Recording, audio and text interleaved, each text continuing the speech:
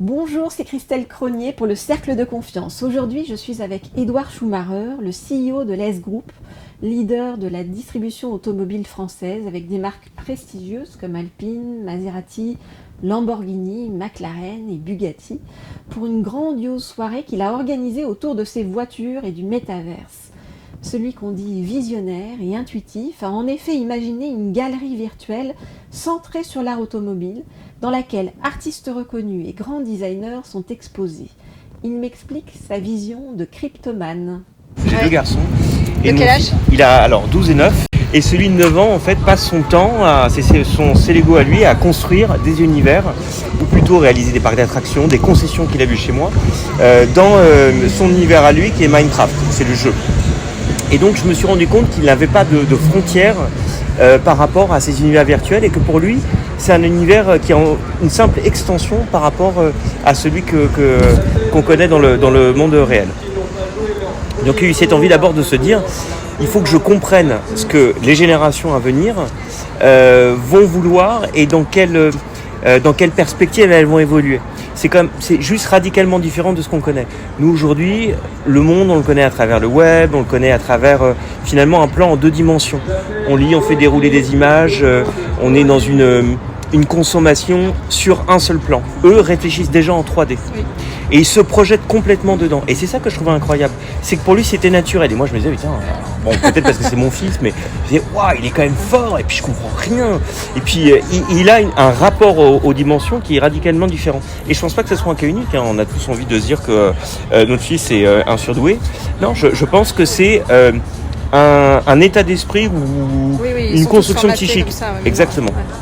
Et ils vont pas consommer comme nous. Aujourd'hui, nous, dans l'automobile, nos clients, ils ont entre 35 et 65 ans. On a du mal à descendre plus bas. Ouais.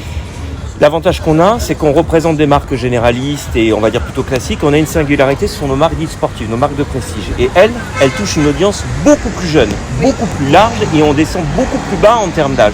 Parce que l'automobile fait encore rêver. Et assez naturellement, on aime le street art dans ce groupe, on a peut-être une fibre artistique un peu différente. Et on avait déjà, dans le monde réel, commencé à associer l'automobile à nos copains artistes, à leur réalisation pour aller un peu plus loin dans cette singularité. Et je me suis dit, regardant mon fils dans ces univers-là, aimant finalement l'art et essayant de presque tordre mon modèle économique de l'automobile pour aller vers l'art en général, je me suis dit, mais pourquoi pas ouvrir ma galerie d'art, mais dans le métaverse. Donc les NFT, aujourd'hui on propose des NFT qui ont été développés avec des artistes qui sont très bien réussis, très beaux, mais c'est pas ça le voyage pour moi. Le voyage, c'est d'avoir construit cette galerie qui est une réalité dans Decentraland. Le bâtiment en lui-même est une œuvre d'art et c'est de me dire, on a créé un espace parce que j'ai besoin d'exploiter des espaces, je suis un commerçant, mais autrement pour parler de l'automobile différemment. On ne peut pas vendre une voiture dans le métaverse ou la réparer dans le métaverse. Ça n'a pas de sens, puis ça emmerde tout le monde d'aller dans une concession. On va pas reprendre une concession dans le métaverse. Mais c'est donner un écho à mon business réel, bien sûr, et rentrer en interaction avec des gens que je n'aurais jamais rencontrés autrement, qui ne seraient jamais venus jusqu'à moi. Et c'est vrai que là, il n'y a pas de limite géographique, de culture, c'est l'art. Et l'art, c'est assez primitif, ça parle à tous. Qu'on s'y connaisse ou pas, on aime ou on n'aime pas. Et on a un avis. Est-ce qu'on est touché par cette œuvre ou pas ? On n'a pas besoin d'être un spécialiste pour comprendre une œuvre. Et c'est des œuvres autour des voitures. Alors, bien sûr, il y a quand même toujours un lien autour des voitures. Et une base qui est souvent liée particulièrement à nos marques de prestige. Parce que c'est plus facile, parce que c'est déjà un objet de rêve.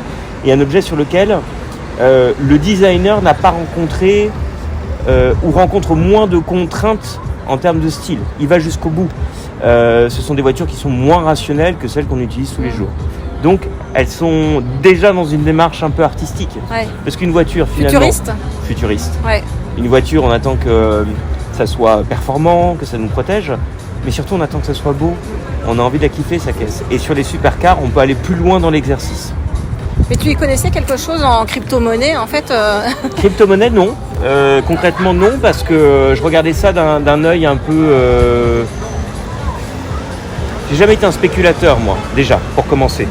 Donc je ne suis pas rentré dans cette démarche artistique parce que je voulais spéculer sur des œuvres d'art ou parce que je voulais spéculer sur un taux de change. Les crypto-monnaies, finalement, c'est pas un problème pour moi. C'est un outil, un moyen d'accéder à d'autres univers. C'est pas une finalité. Et d'ailleurs, on le répète assez souvent à nos équipes, dans le monde réel, dans nos entreprises, l'argent n'est pas une finalité, c'est un moyen de pérenniser. Donc, pour aller dans ces univers virtuels, il fallait passer par les crypto-monnaies. Très bien, passons par les crypto-monnaies. De toute façon, les logiques sont les mêmes que celles des devises classiques traditionnelles dans le monde réel. Il n'y a pas fondamentalement de rupture. Il peut y avoir un aspect spéculatif, mais comme certains spéculaient déjà sur les taux de change pour les monnaies traditionnelles, la mécanique est toujours la même. Ce qu'on recherche toujours, c'est finalement fédérer autour d'une communauté, créer du lien, rentrer en interaction, et c'est ce que doit nous permettre cet espace, à travers les œuvres d'art, à travers les supercars, ou à travers la crypto-monnaie qui sous-tend les transactions éventuelles, mais c'est surtout une prise de parole qu'on recherche. Et aussi, comme tu dis, en fait, se libérer du passé pour avancer et être vraiment dans cette démarche d'aller vers l'avenir. C'est ce que tu appelles l'automobile. Oui, c'est exactement ça. On aime se dire qu'on est automobile, exactement. Finalement, on renie pas nos bases. Il faut pas rejeter son passé, mais il faut savoir rester en mouvement, et surtout savoir rester curieux et avoir envie de découvrir, parce que quand on parle d'immobilisme, il y a des moments où il faut être dans des positions statiques d'attente. Il ne faut pas précipiter les choses, il ne faut pas bouger pour bouger. Mais il faut être capable d'avoir un esprit aussi disponible et ouvert pour découvrir autre chose. En fait, c'est toujours les nouveaux horizons. Et je trouve que la voiture, elle symbolise parfaitement ça. Bien sûr, on prend sa voiture, on peut se dire je vais partir en voyage, rien ne m'arrête si ce n'est de devoir recharger ma batterie ou remplir mon réservoir de carburant. Mais symboliquement, le véhicule, c'est un véhicule de renouveau. Et c'est ça que j'aime dans la voiture.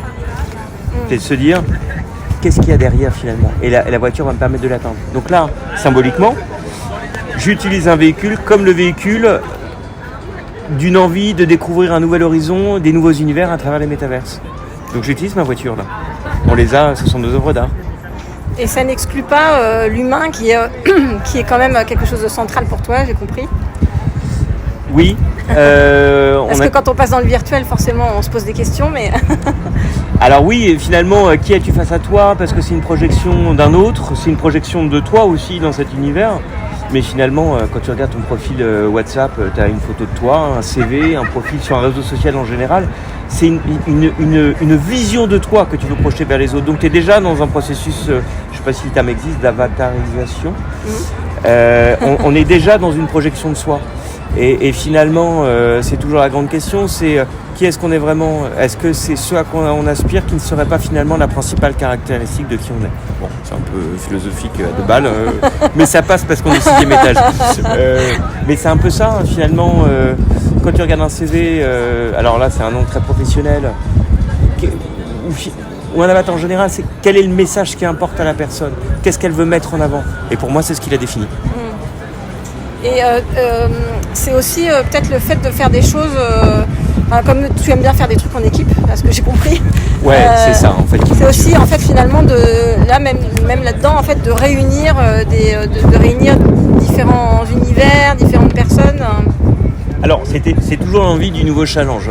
Le métavers, c'était de se dire, ok, on n'y connaît rien, mais rien du tout. Il y a 5 mois, mais rien.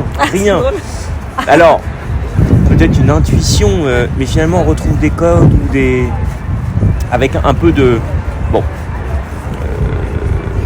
peut-être de sensibilité, surtout beaucoup d'efficacité de l'équipe, c'était de se dire et si on y allait dans le métaverse ? Parce que ce nouvel horizon-là, on ne le connaît pas, on ne peut pas passer à côté. En fait, c'est toujours l'envie de dire j'ai envie de goûter. Il y a des gens au restaurant, ils prendront toujours la même chose. Je comprends, hein, c'est rassurant, c'est bon, t'es jamais déçu. Et puis, moi j'aime bien me dire, et si à un moment j'allais essayer quelque chose de différent. C'est toujours une envie de découvrir et de rester en mouvement. On te dit visionnaire et intuitif.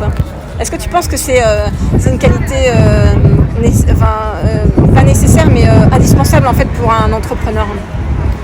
Alors, visionnaire, je sais pas, rêveur, c'est certain. Alors, c'est toujours la question, est-ce que ton rêve sera un rêve ou est-ce que ça deviendra un cauchemar ? C'est pour ça que je vais essayer de m'entourer de personnes qui peuvent modérer ou en tout cas structurer ce rêve pour qu'il se réalise efficacement. Donc je dirais plus rêveur, je pense. J'ai pas la prétention de dire j'ai une vision, au mieux je vais être dans la tactique mais pas dans la stratégie.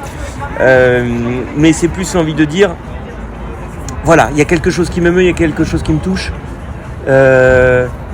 Et je vais pas le laisser pour une autre vie parce que finalement aujourd'hui j'ai une certitude, c'est que j'en ai une. Je sais pas si j'en aurai deux. Alors faisons-le tout de suite, tout simplement. La deuxième caractéristique, intuitif, sensible probablement,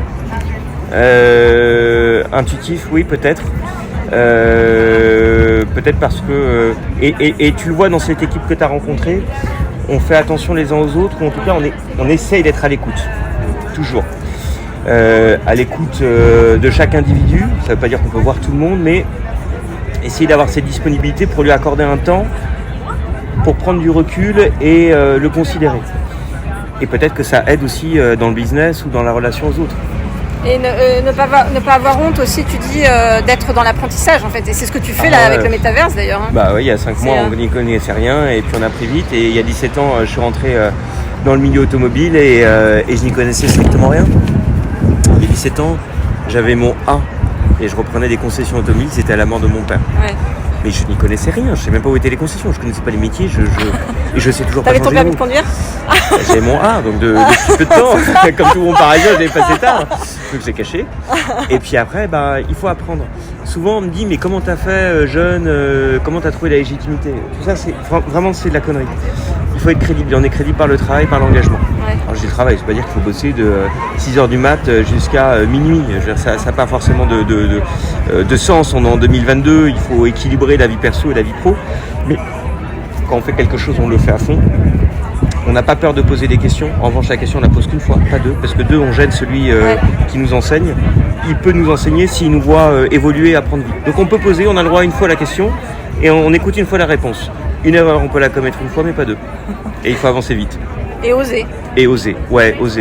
Oser. Mais t'oses jamais seul, hein. Jamais. Ouais. Jamais. Tu peux pas oser seul. Les gens qui osent seul, ils se cassent la gueule. Tu peux entreprendre en équipe. Oser seul, t'as une chance sur deux que ça foire. Et puis c'est triste. Ouais, je suis d'accord. Hein. Le plaisir, c'est de partager les succès. En revanche, l'échec, il est pour toi. Parce que souvent, je vois les managers. Alors, le succès, c'est pour eux. En revanche, l'échec, ils le partagent sur leurs équipes. Non, ça marche pas comme ça.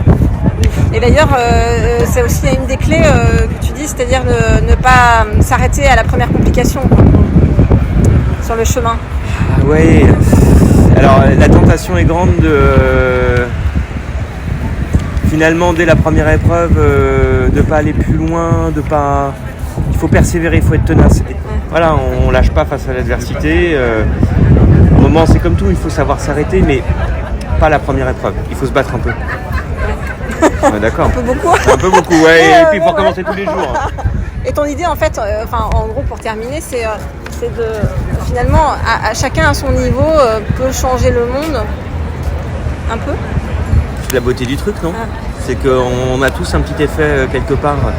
On n'a pas besoin d'être président de la République ou pour faire du bien à son prochain, pour donner une petite impulsion. Après, il peut toujours avoir un petit effet papillon. Mais là, je me dis, ce que je préfère finalement dans mon boulot, c'est quand je vois l'équipe qui évolue avec moi, je me dis, j'ai une petite part dans sa réussite. Ça veut dire que les individus qui participent au projet, ils ont pu évoluer, ils ont pris en responsabilité, ils ont pris une part de ce rêve, ils ont peut-être gagné aussi en confort matériel, ils ont évolué. Et c'est ça que je trouve assez génial. Donc je me dis, j'ai une petite part là-dessus, puis si eux, ils ont évolué, ils ont peut-être aussi entraîné des gens autour d'eux. Et puis de manière générale, il y a... Alors, c'est peut-être parce que je suis rêveur, mais le petit coup de pouce de plus, et ces gens-là, il faut les aider. Parce que ce sont des gens généreux qui eux-mêmes aideront à leur tour d'autres personnes. C'est un peu des petites chaînes de solidarité et de soutien. C'est bien. Bravo. Sans rentrer dans la démagogie, le discours. Non, mais bravo, c'est bien. Et là, c'est à l'intuition. Laissez au feeling. Le Cercle de Confiance, le podcast sans filtre qui donne la parole à tous. 100% inspirant, 100% sociétal, 100% optimiste, zéro censure. À retrouver chaque lundi dès 9h sur les différentes plateformes d'écoute, Apple Podcast, Google Podcast, SoundCloud, Spotify, YouTube et bien d'autres. Le plein de bonnes ondes pour la semaine.